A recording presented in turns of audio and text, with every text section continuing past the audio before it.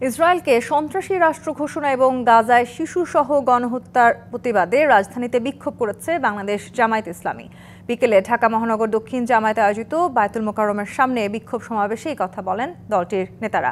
এ সময় জাতিসংঘ নিশ্চুপ থেকে ব্যর্থতার পরিচয় দিয়েছে বলে অভিযোগ করেন তারা। বলেন, ফিলিস্তিনের বিষয়ে জাতিসংঘের দ্বৈত নীতির কারণেই ইসরায়েল গণহত্যা চালাচ্ছে।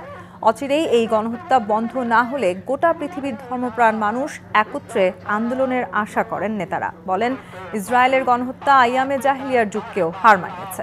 এদিকে মহাখালী রেলগেট থেকে মগবাজার পর্যন্ত বিক্ষোভ মিছিল করেছে ঢাকা মহানগর উত্তর জামায়াতের নেতাকর্মীরা।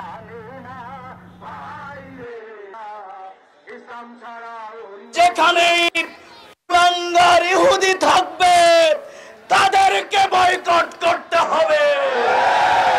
এই গাজাকে সন্ত্রাসীদের কবল থেকে মুক্ত করার জন্য চূড়ান্ত লড়াইতে লিপ্ত হতে হবে।